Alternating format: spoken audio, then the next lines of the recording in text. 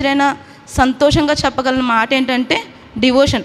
అంటే డివోషన్ అంటే మా అందరికీ ఎంత ఇష్టమో, ఇంకా రోజంతా డివోషన్లో ఉన్న అంటే మహా అంటే 10 నిమిషాలు 5 నిమిషాలు చెప్తారు.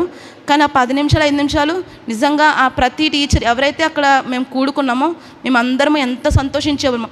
అది అప్పటికి కాదు, ఇప్పటికీ అది కొనసాగుతూనే ఉంది. ఎన్ని మాటలు మేము ఆ 10 నిమిషాలు ఎంతలాగా అంటే ఇంకా జాయ్ మేము వివరించలేము అసలు. ఇంకా ప్రతి టీచర్ హ్యాపీగా ఫీల్ అవుతారు. డివోషన్ అంటే అందరికీ ఇష్టమే. ముందు సంవత్సరం సార్ చెప్పిన ఒక భాగాన్ని నేను ఆ చర్చ్లో షేర్ చేయడానికి దేవుడు సహాయం చేశాడు. అదే భాగాన్ని మీకు మళ్ళీ షేర్ చేయడానికి దేవుడు ఎంతగానో కృపనిచ్చాడు. నేను అనుకుంటున్నాను సార్ చెప్పిన భాగమే కదా ఇప్పుడు అంటే ఇంకోలా అనుకోక ఎలా ఫీల్ అవుతారు అంటే నేను చెప్పిన మాటలని తను చెప్తుంది హ్యాపీగా ఫీల్ అవుతారా, లేకపోతే నేనైతే ఇంకా బాగా చెప్తున్నాను ఫీల్ అవుతారా? సార్ పాజిటివ్గా అనుకుంటారు కాబట్టి హ్యాపీగా ఫీల్ అవుతారు అని రాత్రి అనుకుంటుంటే నాకు ఇంకో విషయం గుర్తొచ్చింది. నిజంగా ఈ గ్రంథం రాయించిన వ్యక్తి ఈ గ్రంథాన్ని మనము ఆదివారం అని చెప్తున్నప్పుడు ఆయన ఎంత హ్యాపీగా ఫీల్ అయి ఉంటారు కదా. సార్ ఒకసారి చెప్పారు, దేవుడు సెనగోగు ఆ మందిరంలో కూర్చుని ఆయన గురించి రాయబడిన మాటలను ఆయన చెప్తున్నప్పుడు ఎంతలా సంతోషిస్తూ కదండి. ప్రభు వెళ్ళి వాళ్ళందరూ కూర్చుండగా పెద్దలందరూ కూర్చుండగా ఆ మాటలు చెప్తే అందరూ ఆశ్చర్యపోయారు. ప్రభు ఏమనుకుంటున్నాడు, ఇప్పుడు నా గ్రంథం నా గురించి రాయబడింది నేను చెప్తున్నానని ఆయన సంతోషంగా చెప్పారని ఆ రోజు చెప్పారు. అలాగే మనము ఆదివారము సేవకులు చెప్తున్నప్పుడు ప్రభు సంతోషిస్తారు కదా. అంటే ఆదివారం మట్టుకే ప్రభుని సంతోషపెడదామా? నా ఆలోచన ఇది. ఆదివారం మాత్రం ప్రభుని సంతోషపెడదామా? దేవుడు ఆదివారం వరకే మనకు దేవుడా? ఆదివారాన్ని మట్టుకే దేవుడా? కాదు కదండి. దేవుడిని అన్ని వేళ మనము కోరుకుంటున్నాం కదండి. ప్రతిరోజు దేవుడు మనతో ఉండాలి, మనం ఎలాంటి వారమైనా మనతో ఉండాలని కోరుకుంటున్నాం కదా. మనతో ఉండాలని కోరుకున్నప్పుడు మనం ఏం చేయాలి కదా? ప్రతిరోజు దేవుని వాక్యం చదువుతుంటే ఆయన ఇంకెంత సంతోషిస్తాడు. నాకు అదే అనిపించింది. అయ్యా ఎలాంటి పరిస్థితులైనా మనం ఏం చేయాలంటే ప్రభు వాక్యాన్ని విడిచిపెట్టద్దు. ఎప్పుడు సమయం దొరికినా అలా మొదటి గడి ఇచ్చేస్తే చాలా మంచిది. మొదటి గడి ప్రార్థనకి మనము ప్రార్థిస్తూ ఉన్నాము. వాక్యము అంటే ఒక వచనం చదువుతామేమో, లేకపోతే సేవకులు చెప్పిన డివోషన్ వింటామేమో, కానీ ఎక్కువ ధ్యానం చేయలేం. కానీ మనకు రోజులో అస్సలు సమయం దొరకలేదని ఎవరు ఉండం కదండి. ఖచ్చితంగా మనకి సమయం దొరుకుతుంది. మనము గనక ఆశతో ఉంటే దేవుడు సహాయం చేసే దేవుడు. ఆయన ఏంటంటే ఎబినేజరు, మనకి సహాయపు రాయి. ఖచ్చితంగా ఆయన నీకు వాళ్ళకే సహాయం చేస్తానని ఆయన అందరికీ ఉపకారం, అందరికీ సహాయం చేస్తాడు. మనం అందుకే మనకి ఇవ్వబడిన ఈ గ్రంథాన్ని ఎల్లప్పుడూ నిర్లక్ష్యం చేయొద్దు. మనకి ఇప్పుడు చెప్తుంటే అనిపించదు. కానీ నేను ఒకసారి మోజెస్ పాస్టర్ గారు ఒక వాక్యాన్ని పెడితే సార్ మాకు షేర్ చేసినప్పుడు నాకు తెలిసి నేను చాలా రేరు బైబిల్ చదవకపోవడం ఉండడం. ఖచ్చితంగా ఏదో ఒక మాట అధ్యాయాలు చదువుతాను, ఏదో ఒక మాటైనా ధ్యానం చేస్తాను రోజులో. ఎందుకంటే ఒక దినం వస్తుందంట వాక్యం మనకు ఉండదు. అప్పుడు మనం వాక్యం వెతుకుదామన్నా దొరకదు, సేవకులు దొరకరు. అప్పుడు అర్థమవుతుంది అలా వెళ్ళకూడదని ఆయన గొప్ప ఎగ్జాంపుల్ ఇచ్చారు. ఆ ఎగ్జాంపుల్ మళ్ళీ దొరికితే కనుక నేను ఖచ్చితంగా ఆ వీడియో షేర్ చేస్తాను. కానీ ఎన్ని షేర్ చేసినా మనం అది అనుసరించకపోతే మరలా దేవుడు లెక్క అడుగుతాడంట. ఆ లెక్క మనం చెప్పకుండా ఉన్నట్లు ఖచ్చితంగా ఏ మాట అది మనకు వినబడుతుందో ప్రతి మాట. ఇశ్రాయేలు మర్చిపోయారేమో దేవుడు కఠిన హృదయం కలగజేసినప్పుడు, మనం మర్చిపోవద్దు ఖచ్చితంగా ప్రతి మాటను కదా. ఆయన మాట జీవం గలది కదండి. ఇప్పుడు ఆయన ఎవరు? సజీవుడు అంటున్నాము. కానీ మనం సజీవులాగే ఉంచుతున్నామా? నా ఆలోచన ఇదే. మనం ఆయన సజీవునిగానే ఉంచుతున్నామా? ఇంకా పేతురు తన ప్రసంగం స్టార్ట్ చేసినప్పుడు అన్నారంట మీరు చూడండి ఎవరిని సిలువేసి తెలుసా? ఆయన మ్రాను మీద వ్రేలాడిన యేసు అన్నారంట. ఆయన అప్పుడు అక్కడ ఏమై ఉన్నారు? మ్రాను మీద వ్రేలాడబడ్డారు. కానీ తర్వాత ఆయన తిరిగి లేచారు. ఇప్పటికీ మన హృదయంలో ప్రభు మ్రాను మీదనే అంటే సిలువ మీద వ్రేలాడబడినట్టుగా ఉన్నారా, లేకపోతే తిరిగి లేచారా? ఆయన మ్రాను మీద వ్రేలాడబడితే ఆయన మన పట్ల ఏది చేయడు. మరి ఆయన తిరిగి లేవాలంటే మనం ఏం చేయాలంటే కేవలం ప్రార్థన వాక్యం తప్ప ఇంకెన్ని చేసినా సరే కదా. ఒక పాట ఉంది, ఇంకా చెప్పలేను. కానీ మనం సజీవ యాగంగా ఆయనకు అర్పించుకోవాలి. సజీవ యాగంగా అంటే మన పనులు మానేసుకోమని ఆయన ఉద్దేశం కాదు. కానీ మనము ఆయన వారంగా మనము కానుకగా ఆయనకి అర్పించబడాలని ప్రభు ఆశ. అలా గనక మనం ఉంటే ప్రభు అప్పుడు తిరిగి లేచారు, ఇప్పుడు మన హృదయాల్లో కూడా ఆయన తిరిగి లేస్తారు. తిరిగి లేస్తే ఆ పునరుద్ధరణ శక్తి చాలా గొప్పది. అక్కడ ప్రభు తిరిగి లేచాక అక్కడ పౌలు గారు దాన్ని జ్ఞాపకం చేసుకుంటూ ప్రభు గనక తిరిగి లేవకపోతే ఈ మాట ఈ మాటలు ఎక్కడుందంటే కొరింథీ రాసిన మొదటి పత్రిక 15వ అధ్యాయము 50 అంటే నేను ఆ వచనాలని చెప్పడానికి ఇష్టపడట్లేదు, కానీ 58 వచనాలు విస్తృతంగా పౌలు గారు అక్కడ బోధించారు. 58 వచనాలు మనం ఒక్కొక్క వచనం ఎత్తితేనే అయ్యి బాబాయ్ మన జీవితం కూడా సరిపోదు. 58 వచనాలతో వారితో మాట్లాడుతున్నారు. ఎందుకు అలా పౌలు గారు అక్కడ మాట్లాడుతున్నారంటే, పౌలు ఏం చెప్తున్నారంటే, మేము ఎన్ని బోధించినా ఎన్ని సువార్త చేసినా ప్రభు లేవకపోతే, పునరుద్ధరకపోతే మేము ప్రకటించడం వ్యర్థమే. ఇప్పుడు మనం కూర్చున్న మనం ప్రభుని కలిగి ఉన్నాం. ప్రభు ఆ రోజు తిరిగి లేవకపోతే మనం ఇలా భక్తి చేయడము వ్యర్థమే. మన నిరీక్షణకు అసలు ఇంకా నిరీక్షణనే లేదు. కానీ ప్రభు లేచి ఎన్నో విషయాలు మనకు తెలియజేస్తూ వచ్చారు. నేను ఏమన్నానంటే, అప్పుడు సిలువ వేస్తాము చాలాసార్లు అనుకున్నాం, మనం ఎన్నోసార్లు సిలువ వేస్తాం ప్రభుని అని అనుకున్నాం. ఇప్పుడు నా ఆశ ఏంటంటే, దేవుడు మన హృదయంలో సిలువ మీదే ఉన్నారా, లేకపోతే ఆయన సజీవుడిగా ఉన్నాడా? ఆయన సజీవుడిగా ఉంటే మనము ఎలాంటి పరిస్థితులు ఎలాంటి సంతోషాన్ని కలిగి ఉంటామో నేను చెప్పాలని ఆశపడుతున్నాను కదండి. దేవుడు పునరుద్ధరణ అయిపోయాక నేను పునరుద్ధానం గురించి మాత్రమే చెప్పాలని ఆశపడుతున్నాను. పునరుద్ధానం తర్వాత దేవుడు చాలామందికి కనపడుతూ వచ్చారు. ఎందుకు కనపడాలి అంటే, ఆయన తిరిగి వెళ్ళిపోవచ్చు కదండి. సమాధి దగ్గరికి వెళ్ళారు, సమాధిలో ఆయన లేరు. కొంతకాలం అయ్యాక మనలాగా మనం వాక్యాన్ని మర్చిపోయినట్టు వాళ్ళు మర్చిపోయారు. మనకు గుర్తొస్తుంది, పరిశుద్ధాత్మ దేవుడు జ్ఞాపకం చేస్తాడు, వారు కూడా జ్ఞాపకం చేస్తే సరిపోదు కదా. ప్రభు మళ్ళీ ఎందుకు ప్రత్యక్షపరుచుకున్నారు? సజీవునిగా ఎందుకు వాళ్ళకి కనబడాలి? ఎందుకంటే కొంతమంది వ్యక్తులు మీ ముందు పెట్టాలని ఆశపడుతున్నాను. ఫస్ట్ మొన్న ఆల్రెడీ చెప్పాను, మగ్దలేని మరియ కదండి. మగ్దలేని మరియ 7 దెయ్యాలతో పీడించబడింది. ఆమెకి అక్కడ సంపన్నురాలని ఇవ్వబడింది. ఆమె పనిచేస్తే నాకు తెలియదు, కానీ వాళ్ళకి తమకు ఆస్తుంది. ఆమెను విడిపించారు దేవుడు. ఆమె ప్రభుని ఎప్పుడు విడిచిపెట్టలే. కానీ నాకు ఇంకొక కోణాలు అర్థమైంది. దేవుడు ప్రార్థించిన ప్రతిసారి ఎవరిని తీసుకెళ్లారంట? శిష్యులనే తీసుకెళ్లారు. కానీ మగ్దలేని మరియ ఆయనతో ఉందా? మొన్న ఒక సేవకులు చెప్తుంటే మేము మా అమ్మని నవ్వుకున్నాం. గెత్సెమనే తోటలో దేవుడు శిష్యులు తీసుకెళ్లారు కదండి ప్రార్థన చేయమని. వెళ్ళిపోయారు. ఆయన దూరం వెళ్ళి ప్రార్థన చేస్తున్నారు. ఈ శిష్యులు ఏం చేస్తున్నారు? నిద్రపోతున్నారు. ఆయన ఏమంటున్నారంటే, మగవాళ్ళు కదా నిద్రపోతున్నారు, అదే ఆడవాళ్ళు తీసుంటే, ఆడవాళ్ళు ఇల్లు ఉంటే అక్కడ నిద్రపోరు. నిజంగా కదండి. సంఘంలో మనం ఈ మాట చెప్పచ్చు. మనం ఎవరైనా నిద్రపోతామా అంటే అందరికీ చెప్పట్లే కదా. మనం ఎంత ఆశ ఉంటుంది, మనల్ని ఏమంటారు? అందరూ బలహీన ఘటాలు అంటారు. కానీ అక్కడ ఆయన చెప్తున్నారు, నిజంగా ఆ రోజు స్త్రీలు ఉంటే పడుకున్న వారిని కూడా లేపేస్తారు. అలా ప్రార్థించేవారేమో. అంటే ఆయన మనల్ని, అంటే స్త్రీలు మీరు బలహీనం అనుకోవద్దు, దేవుడు మనల్ని ఎంత చూడండి. ఆయన పోలికలు మనుషులైతే అని కుమారుడు పుట్టాడా, అయ్యో మగవాడు ఉంటే బాగుండు, ఆడపిల్లని అంటారు. కానీ దేవుడు ప్రేమ చూడండి. అంటే స్త్రీ పురుషుని ఆయనకు వేరలేదు, అందరము ఒకటే. అందుకే ఆయన ఏం చేశారు? ఫస్ట్ ఎవరికి కనిపించారంట? మగ్దలేని మరియ స్త్రీకి. అంటే మిగతా స్త్రీలకు కనిపించారు, కానీ అక్కడ మాట్లాడినట్టు ఎవరి గురించి వేయబడింది అంటే మగ్దలేని మరియ గురించి వేయబడింది. ఎందుకంటే నేను చెప్పాను కదా లాస్ట్ దాంట్లో, ఆ మగ్దలేని మరియ ప్రభుని ఎంత ప్రేమించిందో. తనని విడిపించాడు దేవుడు. తనకు కనిపించకపోతే తనకి ఏమైపోద్దా అని దేవుడు తన హృదయాన్ని, అంటే తన సమాధానపరచడానికి దేవుడు అక్కడ ప్రత్యక్షమయ్యాడు, సజీవునిగా కనపరుచుకున్నాడు. అక్కడ ఆమెతో అంటారు, మీకు శుభమవును గాక అని అంటారు. అక్కడ దేవుడు అక్కడ ఏం ప్రకటించారంట? శుభము. దేవుడు పునరుద్ధానం మనకి ఏమిస్తుందంట? శుభము కదా. ఆయన పుట్టడం వల్ల మనకు సువార్త వచ్చింది. ఇప్పుడు ఆయన చనిపోయాక మన పాపాలకు విడుదల వచ్చింది. ఇప్పుడు ఆయన తిరిగి లేస్తే మనకి ఏమొస్తుందంట? శుభం, సమాధానం. ఎవరికి సమాధానం అని చెప్తున్నాను, మరలా చెప్తున్నాను. ఆయన మ్రాను మీద వేలాడుంటే మనకి సమాధానం కాదు. ఆయన ఇంకా మేకులతో ఉంటే సమాధానం కాదు. ఆయన సమాధుల్లో ఉంటే సమాధానం కాదు. అంటే సమాధుల్లో ఎవరు పెడుతున్నాము? మనమే ఆయన్ని పెడుతున్నాము.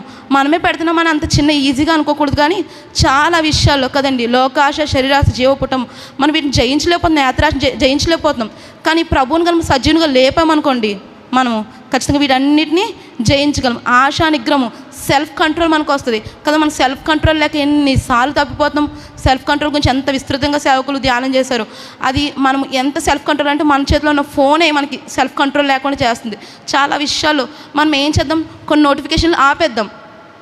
అవసరమైన మట్టుకే ఏదైనా ఇంపార్టెంట్ అయితే వస్తుంది, తెలియజేస్తుంది. నోటిఫికేషన్ ఆపేద్దాం. మనం ఏం చేస్తాం? నోటిఫికేషన్ ప్రతిసారి దాన్ని టచ్ చేస్తూ ఏం చేస్తున్నాం? సెల్ఫ్ కంట్రోల్ని పోగొట్టేస్తాం. యూట్యూబ్లో కొన్ని ఛానల్స్ని ఆఫ్ చేసేద్దాం. సబ్స్క్రైబ్ ఏం చేద్దాం? ఇంపార్టెంట్ మాత్రమే, ఏదైతే ప్రభు పరిచర్యకు ఉపయోగపడుతుందో అవి మాత్రమే సబ్స్క్రైబ్ చేద్దాం, అవి మాత్రమే చూద్దాం. కానీ మనం ఏం చేస్తాం? ఓపెన్ చేసి ప్రతిసారి ఇంకా మన కంట్రోల్ ఉండదు. నిజంగా చెప్తున్నా, నేను అది సాధకం చేస్తున్నాను, ఆ కంట్రోల్ ఉండదు. కానీ ఏమని అనుకుంటున్నానంటే, ఏమని డిసైడ్ అయ్యానంటే, ఏవైతే అవసరం అవి మాత్రమే చూడాలని. అది నా వల్ల అవదు. కానీ ఎవరు చేస్తారని సహాయము? మన దేవుడు మనలో సజీవుడుగా ఉంటే ఆయన మనతో మనకి విజయం ఇస్తాడు. ఖచ్చితంగా మనం అందరం ఆ విషయంలో ఏమవ్వాలంట, గొప్పగా బలవంతులుగా మనం మారిపోవాలి. అప్పుడు ప్రభు వచ్చినప్పుడు నిందారహితుగా నిర్దోషంగా, వాక్యం చెప్పారు కదా, దేవుడు ఎవరిని గుర్తిస్తాడంట? నిర్దోషులను. దోషం ఉన్న వారిని కాదు, నిర్దోషులు. మనం నిర్దోషంగా మనం ఉండలేము, కానీ ప్రభు మనకి సహాయం చేస్తాడు. అక్కడ మరియకు దేవుడు ప్రత్యక్షమై శుభమో అని చెప్పారు. ఆమె వెళ్ళి చెప్తే శిష్యులు ఎవ్వరూ నమ్మలేదండి. అనిపించింది 3.5 సంవత్సరాలు ప్రభుతోనే ఉన్నారు, ప్రార్థన చేసినప్పుడు ఉన్నారు, అద్భుతాలను చూశారు, కానీ వారు నమ్మలా. ఎందుకు నమ్మలేదంటే వాళ్ళ హృదయం అలాంటి పరిస్థితి, భయానక పరిస్థితిలో ఉంది. ఎందుకంటే ఏమో వీళ్ళు వస్తారు, దేవుని ఎలా సిలువేస్తారు, మమ్మల్ని కూడా వేసేస్తారు అని ఎన్నో భయాలు వాళ్ళకు ఉన్నాయి. మనకు లేవండి. వారం వారం వాక్యం వింటాం, వాక్యం విన్న ప్రతిసారి అబ్బా ఇలా అనుకుంటాం, వాక్యం విన్న ప్రతిసారి అనుకుంటాం, కానీ మరలా భయాలు రాకమానవు, ఖచ్చితంగా వస్తాయి. ఎందుకంటే మన శరీరంతో ఉన్నాము. ఆ భయాలు మనల్ని ఏం చేస్తాయి? మరలా ఈ లోకం వైపు, ఈ లోకంలో పడేస్తూ ఉంటాయి. కానీ మళ్ళీ మనం ఎవరిని తలుచుకోవాలంట? పునరుద్ధరణుడైన క్రీస్తుని తలుచుకుంటే మనం అన్నిటినీ జయిస్తాం. దేవుడు ఏమన్నాడు అక్కడ కొరింథీయుల్లో ఉంటుంది కదా, నేను చెప్పిన ఆ భాగంలోనే ఉంటుంది. దేవుడు ఏం చేసిన మరణాన్ని జయించేసి, మరణమా నీ ముళ్ళెక్కడ అన్నాడంట. ఇప్పుడు మరణాన్ని కదా, అందరికీ భయమైన మరణమే కదండి. మరణాన్ని జయించాడు దేవుడు. మిగతా అన్ని జయించలేమా మనము? దేవుడు తనకంటే, నేను ధ్యానం అదే కదా, ఆయన ఏ గురువు అలా కోరుకోడు తన శిష్యులు తనకంటే గొప్పవారు అవ్వాలని. కానీ మన యేసయ్య తనకంటే ఘనమైన కార్యాలు చేయాలని ఆశపడుతున్నాడు. అలా చేయాలని ఆశపడుతున్న దేవుడిని మనం చేయాలంటే దేవుడిని ఎలా ఉంచుదాం? మనము మ్రాణ మీద ఉంచుదామా? ఇంకా అన్ని పాత పెడదామా? మనం అన్ని పునరుద్ధరణ క్రీస్తుగాను మాత్రమే మనం ఎవరిని ప్రకటించాలి? పునరుద్ధరణైన క్రీస్తుని ప్రకటించాలి. మనము ప్రకటించాలంటే మన హృదయంలో ఆయన సజీవుడిగా ఉండాలి. ఇంకొక సందర్భం ఏంటంటే, ఈ అమ్మాయి దారిలో 2 శిష్యులకి ప్రభు కనిపించారు. వాళ్ళు మాట్లాడుకుంటుంటే డిస్కస్ చేసుకుంటే అడుగుతున్నాడు ఏంటా విషయాలంటే, వాళ్ళు చెప్తున్నారు ఎవరి గురించి? ఎవరైతే వాళ్ళు అడుగుతున్నారు ఏంటని మీరు మాట్లాడుకుంటుంటే వారు చెప్తున్నారు నాదుడైన యేసు వచ్చాడు, ఇన్ని అద్భుతాలు చేశారు, ఆయన మేము చాలా నిరీక్షించాం, దేవుని రాజ్యం వస్తుంది అనుకున్నాము, కానీ ఆయన్ని చంపేశారు. కొందరు ఆయన చెప్పారు 3 రోజున లేస్తారని, కొందరు స్త్రీలు చూశారంట అని అనుకుని ఆ మాటను వాళ్ళు ఎలా తీసుకున్నారో తెలియదు. కానీ అక్కడ ఇంకొక సువార్తలో ఉంది, శిష్యులు అయితే స్త్రీల మాటని వెర్రి మాటల్లో తీసుకున్నారంట. అంటే స్త్రీలు అలాగే మాట్లాడతాం కదండి, మన మాటలు ఎలా తీసుకుంటారంట? వెర్రి మాటలు. అంటే కొన్ని సందర్భాలు నిజంగా వెర్రి మాటలే మాట్లాడతాము. కానీ ఇక్కడ ఈ మగ్దలేని మరి ఎవరిని చూసింది? ప్రభువుని చూసింది. ప్రభువుని చూసిన వాళ్ళు వెర్రి మాటలు మాట్లాడరు. ప్రభుని కలిగిన వాళ్ళు ఎవరు? వెర్రి మాటలు మాట్లాడరు. ప్రభు వాళ్ళు సజీవుడైతేనే వాళ్ళు వెర్రి మాటలు మాట్లాడరు. వాళ్ళు అని చెప్తున్నప్పుడు అయితే అని ఆయన మాట్లాడుతున్నారు. వాళ్ళిద్దరు ప్రభుతో మాట్లాడుతున్నారు. వాళ్ళు అంటే వారు భయము, ఏం జరిగిపోతుంది నెక్స్ట్. ఇప్పుడు మనతో ఉన్న యేసయ్యనే సిలువేస్తారు, మనకేం జరిగిపోతుంది టెన్షన్తో మాట్లాడుతున్నారు. చీకటి అయిపోయింది. వాళ్ళు అంటున్నారు ఇప్పుడు మాతో వచ్చి కాసేపు ఉండొచ్చు కదా అని అంటే సరే అని వాళ్ళతో వెళ్తారు. వాళ్ళు అప్పుడు ప్రభు వాళ్ళతో ఉన్నప్పుడు ఏం చేసేవారు? రొట్టె విరిచేవారు. అలా ఆహారం సిద్ధపరచుకున్నారు. ప్రభు రొట్టె విరవగానే వాళ్ళ కళ్ళు తెరవబడ్డాయి. అయ్యి బాబా, ఇప్పుడు దాకా మనం మాట్లాడింది ఎవరితోని? యేసయ్యతోనని చెప్పి వాళ్ళకి అర్థమైపోయింది. అంటే కదండి, మనం కొందరిని ఎలా చెప్తాము? వాళ్ళు అంతకుముందు చేసిన విషయాలు చూస్తే వాళ్ళని చెప్పేయగలము. అలాగే ప్రభువుని వాళ్ళు ఎలా గుర్తించారంటే, ప్రభు వాళ్ళతో ఉన్నప్పుడు ఏ పనులు చేశారో ఆ పనుల్ని ఇలా చూడగానే, ఎప్పుడు రొట్టె ఇరవగానే వాళ్ళ కళ్ళు తెరవబడ్డాయి. అప్పుడు వాళ్ళు ఏం చేశారు? ప్రభుని మేము చూసామని గ్రహించారు. అప్పుడు ప్రభు వాళ్ళతో అంతకుముందు మాట అంటే, మందమతులారా, వివేకులారా అని, అవివేకులారా అని వాళ్ళని గద్దించారు. కానీ నాకు అనిపించింది అక్కడ కూడా ప్రభు ప్రేమే కనిపించింది. ఆయన తిట్టేసి కొట్టేయచ్చు కదా, నేను ఎన్నో చెప్పాను, మీకు ఎన్నో చూపించానని ఆయన అలా చెప్పలే. వాళ్ళ హృదయం అలా అయిపోయింది. ప్రభు దానికి కూడా నొచ్చుకుని ఉండొచ్చు. గ్రహించండి, ధర్మశాస్త్రం రాయబడింది కదా అని ప్రతి మాట చెప్పి అక్కడి నుంచి వెళ్ళిపోయారు. నా ఒక యోహాను సువార్త 20 అధ్యాయంలో మాటల్ని మీకు చెప్పాలని ఆశపడుతున్నాను. అక్కడ లాస్ట్ భాగంలో మగ్దలేని మరి గురించి చెప్పాను. దాని కింద పారాగ్రాఫ్ ఉంటుంది, అది మీరు ఇంటికి వెళ్ళి చదువుకోండి. ఇప్పుడు 2 సార్లు కనిపించారు ప్రభువు వాళ్ళకి. తర్వాత ఈ శిష్యులకు చెప్పారు, స్త్రీలు చెప్పారు, ఎవరైతే దారిలో ఉన్న 2 వ్యక్తులు వాళ్ళకి చెప్పారు. వీళ్ళందరూ కలిసి చెప్తుంటే శిష్యులు ఏం చేయాలి? నిజమే కదా, వాళ్ళతోనే యేసయ్యతోనే ఉన్నాము, దేవుడు వాళ్ళందరికీ కనిపించారు అని వాళ్ళు అనుకోవచ్చు కదా. అనుకోవట్లా. వాళ్ళు ఏం చేశారంటే భయంతో వెళ్ళిపోయంట, ఒక ఇంట్లో ఉన్నారంట. భయంతో ఎవరు వచ్చేస్తారు? తలుపులు మూసుకున్నప్పుడు అక్కడ ఎవరు ప్రత్యక్షమయ్యారంట? భయంతో ఉన్నప్పుడు యేసయ్య వారి మధ్య ప్రత్యక్షమయ్యి మీకు శుభమవును గాక, మీకు సమాధానం కలుగును గాక, షాలోం అని అక్కడ ప్రకటించారు. ఎందుకు దేవుడు వ్యసనపడచ్చు కదా, మనలాగా మనం కూడా చాలాసార్లు వ్యసనపడిపోతాం కదండి. మన మాట వినకపోతే, మనం చెప్పింది చేయకపోతే ఎన్నిసార్లు మనం వాళ్ళకి చెప్పడానికి ఇష్టపడం, వినట్లేదు కదా అని. కానీ ప్రభు ఏంటి, మరియను పంపించారు, 2 వ్యక్తులను పంపించారు. అయినా సరే మరలా ప్రభు వాళ్ళకి ఎందుకు ప్రత్యక్షపరుచుకున్నారు? దేవుడికి వాళ్ళ హృదయాలు తెలుసు, వాళ్ళకి ఎలాంటి వాటితో నింపబడిపోయారో తెలుసు. అందుకే అక్కడ ఏం చేశారంట, ప్రభు ప్రత్యక్షమయ్యి వారికి ఏం చెప్పారు, మీకు శుభమవును గాక. వారికి ఉన్న భయాలు, రోమా సైనికుల గురించి, పిలాతు గురించి, హేరోదు గురించి ఏదైతే భయాలు ఉన్నాయి, ఈ లోకంలో ఉన్న భయాలన్నింటినీ దేవుడు అక్కడ తొలగించడానికి అక్కడ ఏం చెప్పారంట, సమాధానాన్ని చెప్పారు. మరలా రెండో మారు ప్రత్యక్షమయ్యారంట దేవుడు. ప్రత్యక్షమైనప్పుడు మరలా వారికి సమాధానముగా కన్నారంట. అక్కడ ఏం చేశాను, దేవుడు పరిశుద్ధాత్మను ఊది మీకు సమాధానమవును, మిమ్మల్ని నేను ఎలాగ తండ్రి పని నిమిత్తం ఈ లోకానికి వచ్చానో మిమ్మల్ని కూడా తండ్రి పనికి పంపిస్తున్నాను. ఇప్పుడు మనకి చాలా భయాలు ఉంటాయండి. ఆ భయాలు దేవుడు ఏం చెప్తున్నాడు, మొదటిసారి మీకు సమాధానం, మీకు శుభం అని చెప్తున్నాడు. రెండోసారి మనకి చెప్తున్నాడు, మీరు తండ్రి పని మీద ఉండమని మనకు చెప్తున్నాడు. మనం ఖచ్చితంగా తండ్రి పని మీద వెళ్తాం, ఎందుకంటే ఇక్కడికి వచ్చిన దాని కొరకే మనం వెళ్తాము. మనకి ఏమవుద్దంట, సమాధానం. శిష్యులకి ఎవరికి సమాధానం కలిగిందంటారండి? వాళ్ళు చేసిన పరిచర్యలో ఎక్కడైనా వాళ్ళకి అంటే హ్యాపీగా ఉన్నట్టు కనిపించిందా మనకి? ఎన్నిసార్లు హేరోదు వారి సైనికులు వాళ్ళు పట్టేసుకొని కొల్లబడుస్తుంటారు కదా, శిరచ్ఛేదనం చేస్తారు యాకోబుని. కానీ వాళ్ళకి ఎక్కడ సమాధానం కలిగిందా? మనం అనుకోవచ్చు వాళ్ళకి ఈ లోకంలో ఎన్నో పరిస్థితులు కదా, ఆయన నిమిత్తము హింసించబడిన ధన్యులు, వాళ్ళు చాలా హింసించబడ్డారు. కానీ అక్కడ వాళ్ళకి గొప్ప బహుమానం ఉంది. మనకు కూడా చాలా శ్రమలు ఉన్నాయి. దేవుడు అన్నట్టు తెలుసా, మీరు శ్రమలతో ఉన్నప్పుడు ఖచ్చితంగా ఆయన సిలువ చాలా భారం. ఆయన ఏమన్నాడు, నా యొద్దకు రండి, మీ కాడిని నేను సులువుగా చేస్తాను. ఖచ్చితంగా మనం అందరం శ్రమలు అనుభవించాలి. కానీ ఆ శ్రమకు మనకి ఏముంటుంది, గొప్ప బహుమానం ఉంటుంది.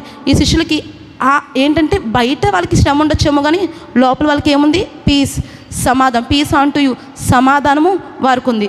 అలా రెండోసారి దేవుడు వాళ్ళకి ప్రత్యక్షమయ్యాడు. మూడోసారి తోమాకు ప్రత్యక్షమైనట్టు. అదే తోమాకు లేడు. తోమ అవిశ్వాసి కాక విశ్వాసి అయి ఉండు. కానీ నేను తోమాను కాదు, కానీ మనం చెప్తున్నాం, మనం దేవుడి మాటలు వింటున్నాం, సమాధానం తెచ్చుకున్నాం. మరలా మనం డౌట్ వస్తుంటుంది. అప్పుడు దేవుడు మనకేం చెప్తున్నాడంటే సమాధానం. ఇప్పుడు ఏమిటంటే మనం అవిశ్వాసం కాక విశ్వాసులమై ఉండి దేవుడి సమాధానం పొందుకున్నాం అనుకోండి. శిష్యులు ఎలాగైతే భూమిని తల్లకింద చేస్తారో, మనం కూడా ఖచ్చితంగా దేశాన్ని స్వతంత్రించుకొని మనం కూడా తలకిందులు చేయబోతున్నాం. తలకిందులు చేయాలని మనం ఏం చేయాలి, ప్రభుని పునరుద్ధానుడిగా. ఆయన సమాధిలో లేడు, ఆయన సజీవుడై లేచాడు. ఇప్పుడు ప్రభు సజీవుడిగా మన దగ్గర ఉండాలి. యోబు చెప్తున్నాడు కదా, యోబు అంటాడు ఎన్నో శ్రమలు అనుభవించాడు యోబు కదండి. ఆయన అంటున్నాడు, నా విమోచకుడు సజీవుడు.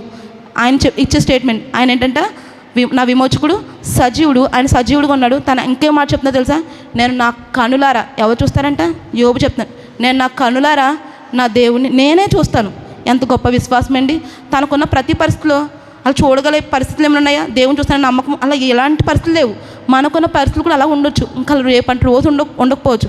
కానీ మనం విశ్వసించాలి. ఏమని విశ్వసించాలి, ఖచ్చితంగా దేవుణ్ణి చూస్తాము, కనులారా చూస్తాము. ఈ ఒక మాట నేను ముగించే ముందు ఒకే 1 minute చెప్తాను.